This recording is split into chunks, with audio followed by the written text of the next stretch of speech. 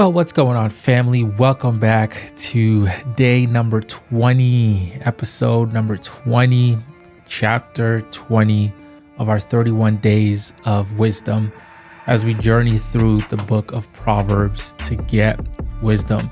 Hey, thanks so much for joining me once again. You guys have been phenomenal in the support. I know I keep telling you guys that, but I just want to make sure that you guys understand the appreciation that I have for you guys tuning in, sharing the videos, liking the videos, reposting on your socials. So really, really thank you. I honor you. So we're going to keep this thing going. We are on the final couple weeks, week and a half or so of this 31 days. And man, has it been phenomenal. And I just want to, we just want to live this thing out. You know, Proverbs, it's very simple for us to read and live out. That's how we could apply these things. It's to live it out. And I would say if you haven't found a situation where you could apply any of the things that you've read so far, I would just say keep on living and you will absolutely find a situation, a circumstance, whether personal or with others, that you can apply some of the Proverbs that we read. So we're going to continue on Proverbs 20. Today we are in verse 7, and this is what it says.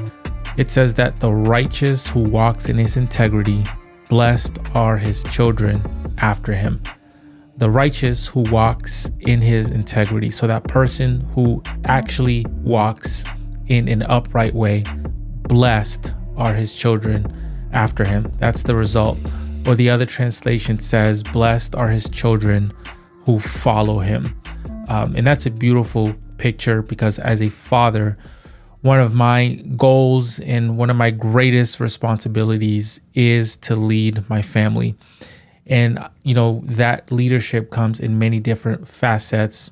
It's the way that I speak. It's the way that I act. It's the way that I serve and work and all of that stuff that they will follow and take on. So in the home, leading means, you know, the way that I speak to my wife, the way that I serve her, the way that I love her, giving them an opportunity to see that.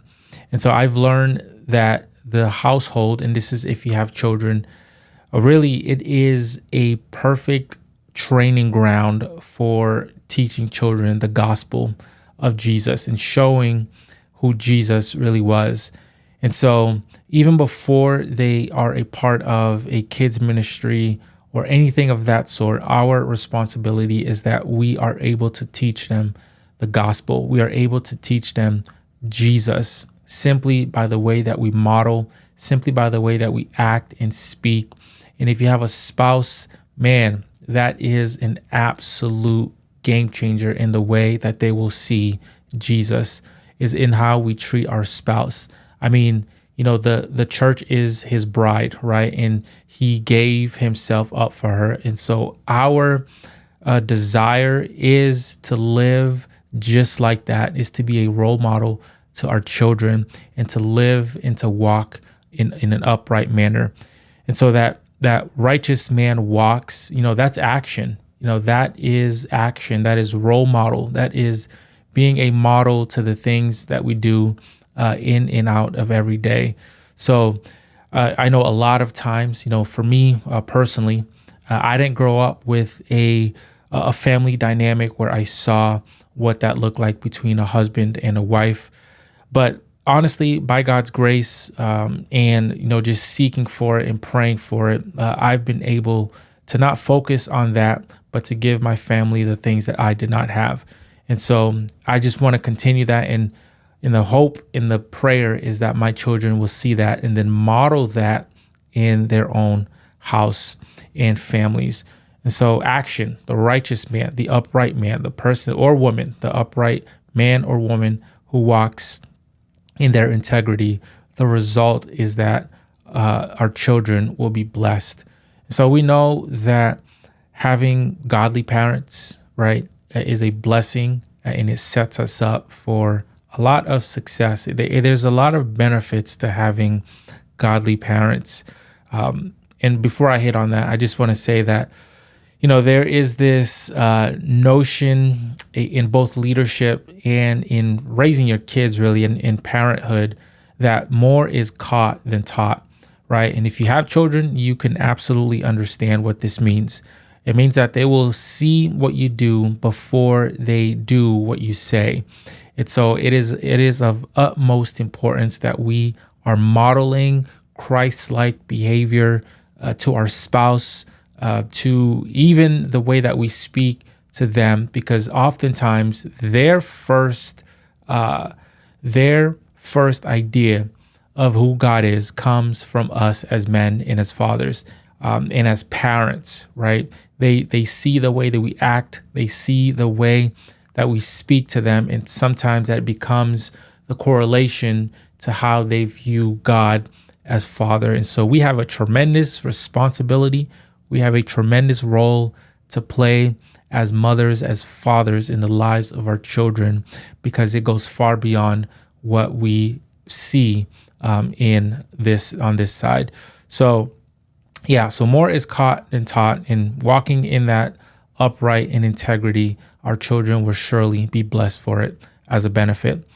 And then this verse here, it actually reminds me and also always gets me thinking about my upbringing, being raised fatherless, and just watching the way that my mom served the church and the examples that she set in the way in her prayer life, all these things that I am just so grateful for, that I was able to witness firsthand. And some of those things that I'm living out on my own. And even till this day, she prays so much, and her faith is just through the roof. And it's just been a benefit to us, to me, to see her live that way and to see her live that life in uprightness and in integrity.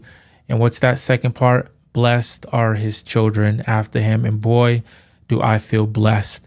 Boy, do I feel blessed. And so that sets up our children for success when we model the things of Christ, when we follow him. And that way they can follow us. And then that way they can kind of understand and know their faith and have a faith of their own. So I really love this one as a parent. It really draws near, because ultimately our goal is to leave our children, is to steward them well and to leave them in a much better place, right? I call that the Jesus leadership model, right? Jesus wasn't with his disciples. He wasn't preparing them for him being around all the time, but he was preparing them for his absence. And so that's what we as parents must do, is that we will only have their ear for a limited amount of time.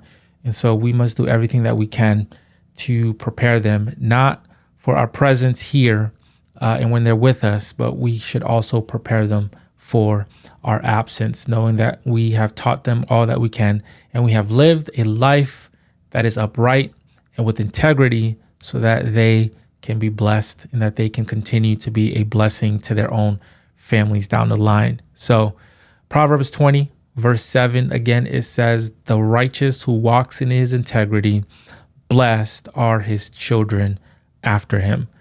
So thank you, family, for joining me again for day number 20 on our 31 days of wisdom. Hey, I can't wait to continue this with you guys. And lastly, if you are not yet subscribed, I would love for you to hit that subscribe button so that you can become a part of this community and that we can do this together. So thank you, family.